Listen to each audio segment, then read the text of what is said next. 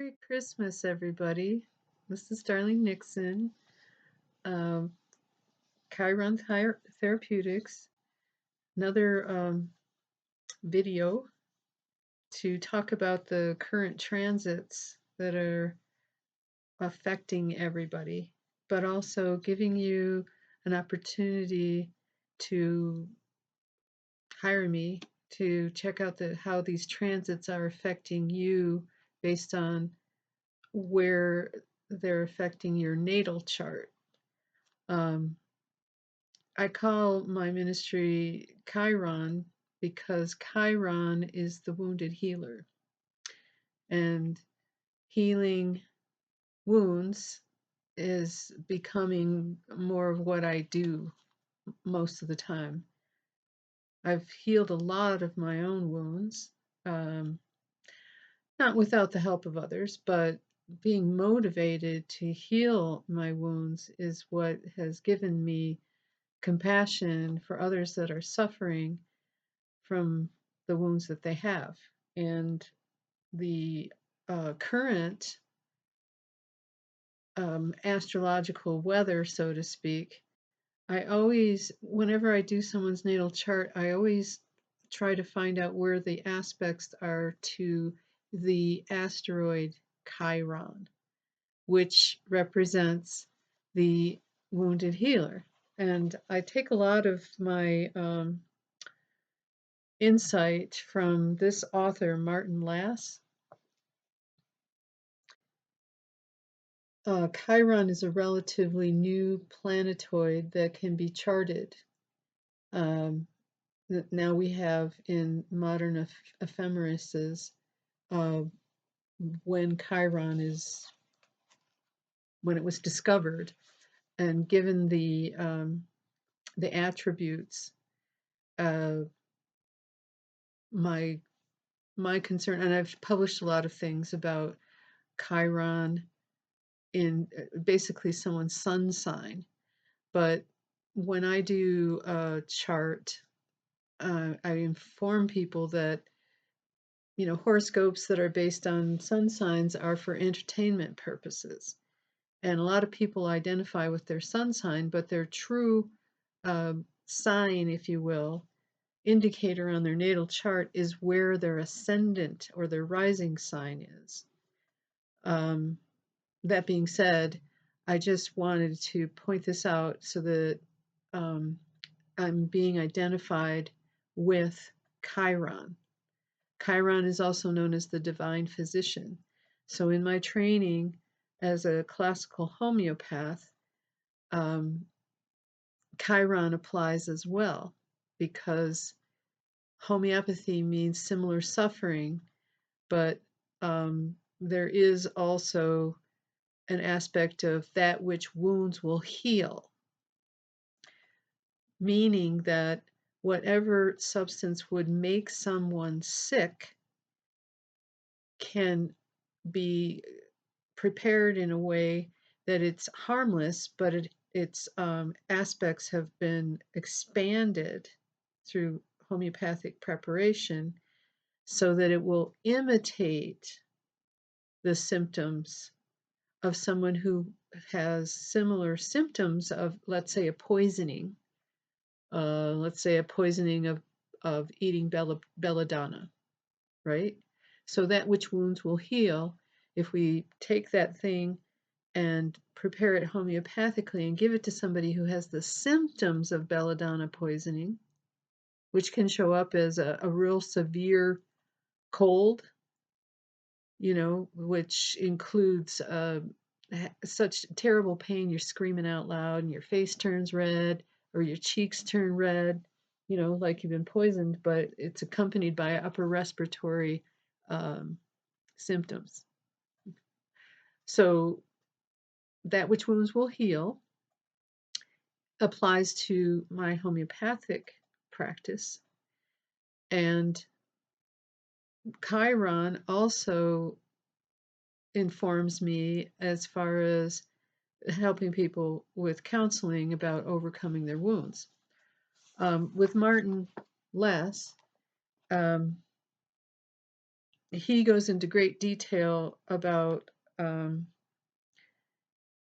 Chiron representing a wound and the person with that wound. All of us come in with Chiron in our charts in some particular sign, in some particular house, and it's being aspected by other planets. So the search is another heading, the wound's expression, escaping the wound, the healing path, and how once you get healing of your wound, it becomes a gift.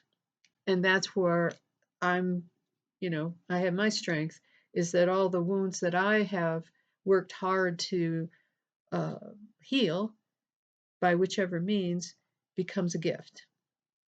So what I wanted to talk about today was a particular aspect on Christmas Day that is called a T-square. And that T-square represents 3 planets. 2 of them are in opposition to each other, and 1 has a square to each one. Those 2 that have an opposition. And the idea is that there's a tension between the energies of those planets that focus on that tip of the pyramid. And right now we've got a T-square involving the moon in Scorpio, Mars in Leo, and Pluto in Aquarius. Okay. Right now the Mars Pluto opposition is informing a lot of events in the world, so to speak, but it's also affecting us personally. And I thought it was important to talk about this because of the moon being the focal point now of that Jupiter Mars opposition. Um, the moon being in Scorpio gives us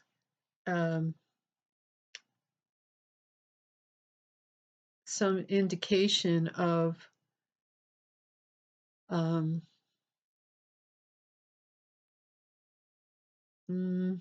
let's just say that it's a time to be, you're inclined to brooding silences. It's difficult to really know your inner core or for your trust to be open, allowing yourself to be vulnerable and to relinquish control in relationships is not easy for you. And you'll have intense, passionate loves and hates. You're not content with superficial appearances, and you're always probing beneath the surface for for hidden motives. I mean, that's the nature of Scorpio. But what I feel is important in this T-square is that the moon okay, so the moon represents your emotions, right? Mars is in Leo. Mars is the natural ruler of Aries. It's a fire. Leo is a fire sign, so is Aries. So it can affect your moods to make you temperamental and impatient, be really difficult to live with, or tend to be responding to a temper tantrum if your desires are frustrated. And you can become very irritable, bad-tempered if you haven't had enough physical exercise to discharge the energy.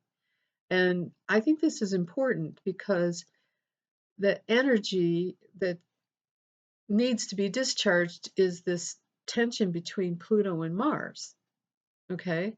So for the moon to have, a relationship with Mars right now, Mars and Leo, um, you know, not everybody celebrates Christmas, but the the idiom, I guess, or the, a lot of people don't like family gatherings for their extended family because of the dynamics in their home, their natal home, um, creating these opportunities for this kind of thing. You're feeling like, like the dirty laundry comes out in December, on December 25th. When you get together, it's not all joy and everybody having a happy uh, family gathering, because there's a lot of tension around gift giving and or food preparation, how people are dressed. It's like a yearly check-in, possibly being compared to your other siblings or other relatives, expectations of grandparents, and you know, so there's a lot of comparisons going on, and that's where I wanted to focus right now about the having a feisty spirit that you don't have to experience this if you don't want to, but it could be fuel for you to get out there and run around in the snow, or go skiing, do something physical to burn off this energy and quiet that emotional uh, pot boiler, if you will. But then having another aspect to Pluto is having intense desires and feeling that your personal relationships, being deeply emotional and passionate, can be stormy and painful as well. Powerful magnetic ties between those you care about the most and yourself could become emotionally obsessed by another person. Your feelings can become so urgent and compelling that you do things that are not rational, and you undergo periodic emotional upheavals and purging when you got to just break all those ties and release the past and begin anew.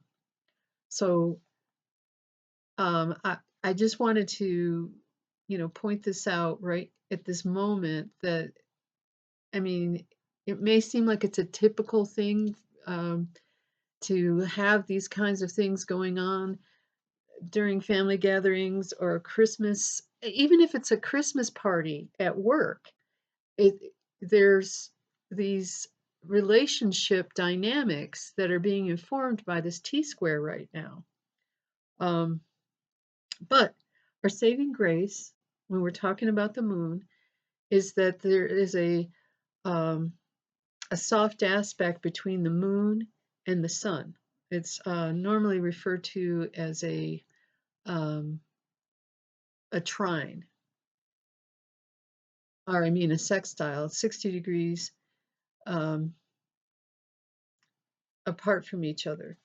So the sun's in Capricorn, it just moved into the sign of Capricorn, and um, the moon is in Scorpio. So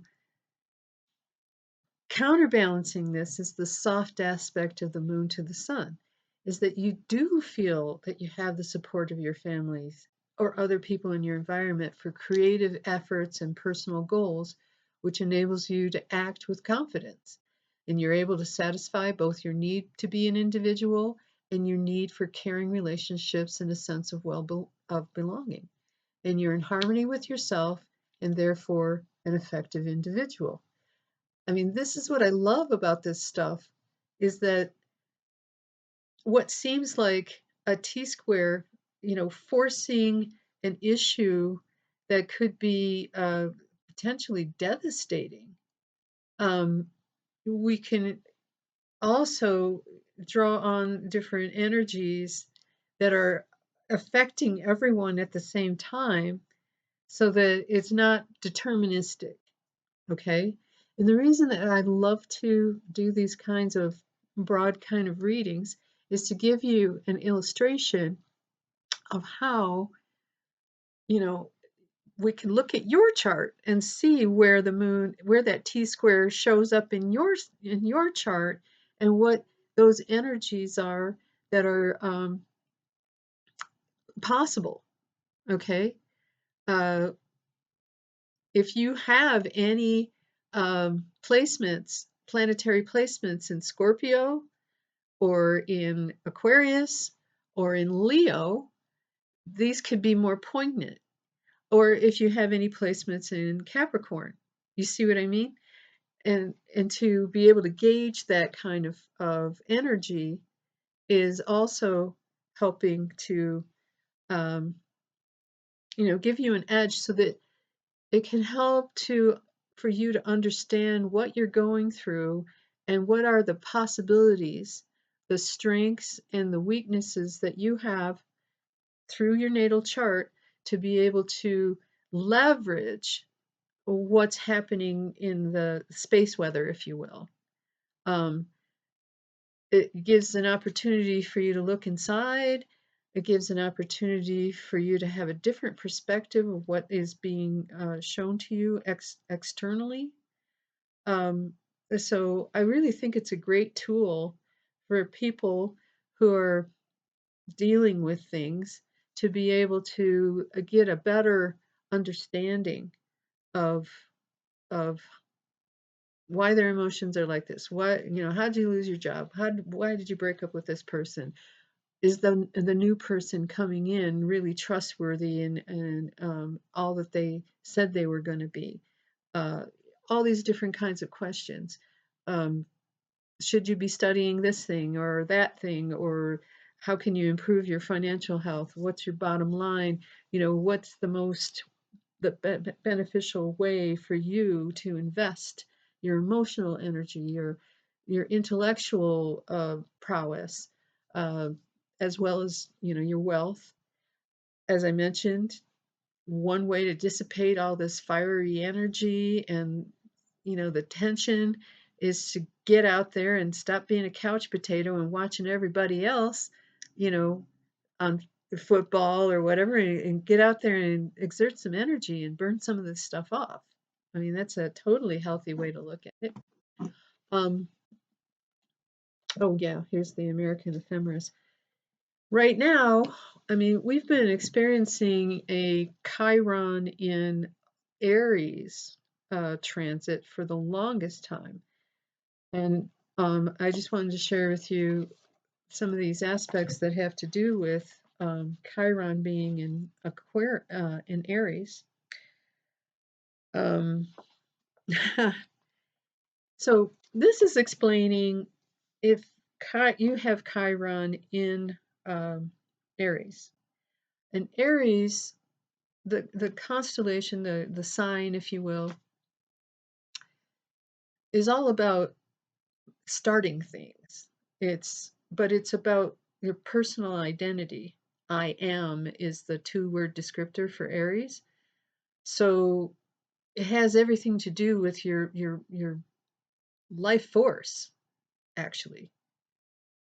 Being, ruled by Mars, it's like, yes, I'm gonna push, I'm gonna get out there, I'm gonna do it, you know.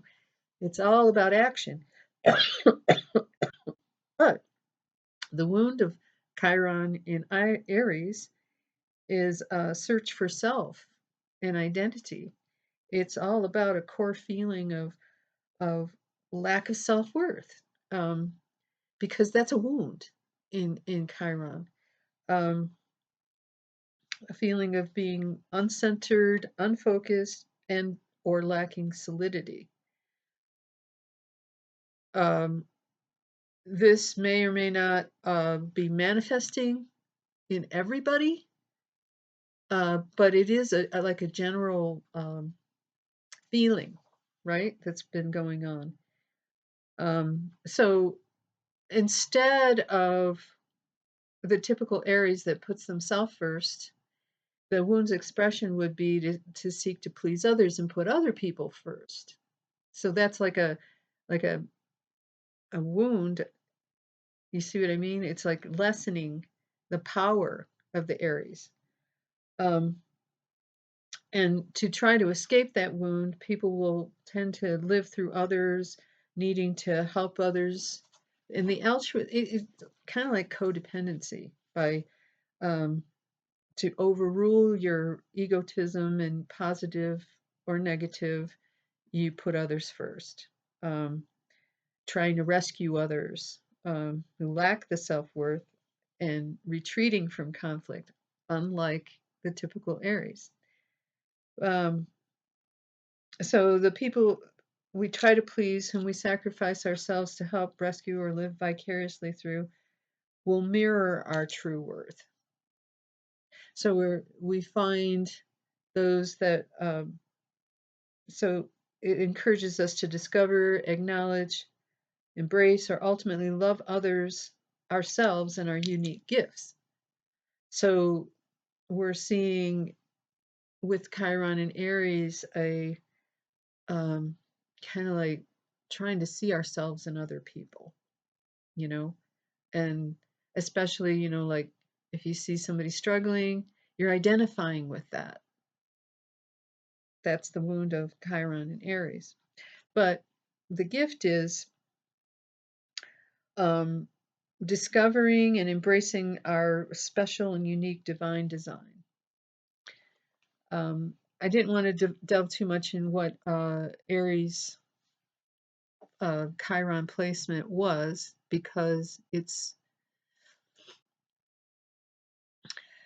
mostly for people's natal charts. But this is just an example of what I have to offer for my clients.